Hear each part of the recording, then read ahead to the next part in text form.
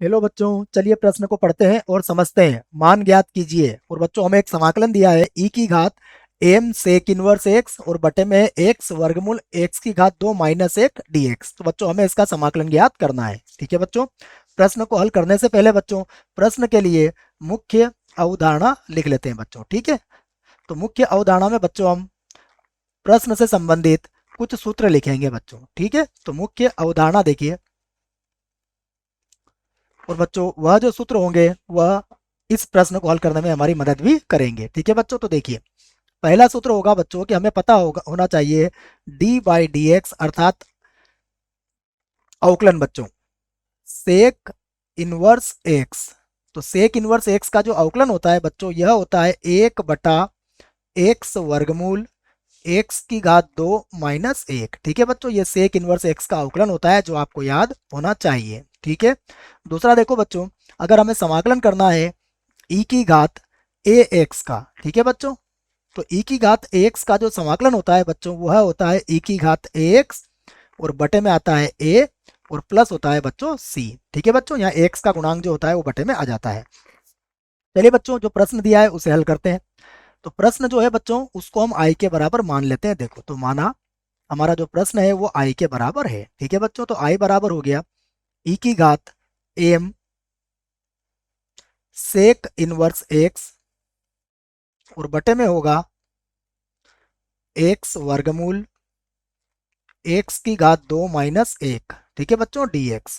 तो यहाँ पर बच्चों हम क्या करते हैं, माना एक बार और बच्चों, और इसे तो हम समीकरण एक बना सकते हैं। और यहाँ देखो बच्चों हम सेक इनवर्स एक्स को बच्चों टी मान लेते हैं। तो माना सेक इनवर्स एक्स और बराबर कितना है बच्चों टी है। ठीक है, तो देखो बच्चों सेक इनवर्स एक्स का अवकलन कितना लिखवाया आपको, इसका अवकलन होता है एक्स वर्गमूल एक्स की घात 2 माइनस एक। ठीक है बच्चों, और टी का अवकलन क्या होगा बच्चों एक्स के सापेक्ष डी टी बटा डी एक्स। तो यहाँ से बच्चों डी एक्स को हम इधर ले जा सकते हैं। देखो तो यहाँ से हो जाएगा हमारे पास डी एक्स और बटे में आ जाएगा एक्स वर्गमूल एक्स की घात 2 माइनस एक। ठीक है बच्चों, और बराबर हो जाएगा हमारे पास डी टी। तो अब बच्चों समीकरण एक में हम यह मान रख सकते हैं। देखो तो अब समीकरण एक में जब हम मान रखेंगे तो आई के बराबर आ जाएगा। तो अब आई बराबर देखो बच्चों कितना होगा, ये होगा समाकलन ई की घात, ये बन जाएगा बच्चों एम टी।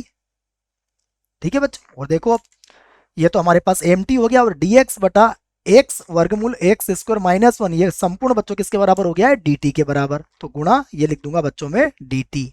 ठीक है, तो अब देखो बच्चों समाकलन ई की घात एम टी डी टी, इसका समाकलन कर देंगे बच्चों। इसका समाकलन क्या होगा, इसका समाकलन होगा ई की घात एम टी और बटे में आ जाएगा बच्चों एम और प्लस हो जाएगा सी। ठीक है बच्चों, अब यहाँ क्या करेंगे, हम यहाँ पर टी का मान रख देंगे बच्चों। तो ये बनेगा 1/m, उसके बाद ई की घात एम और टी का मान है बच्चों कॉस इनवर्स एक्स।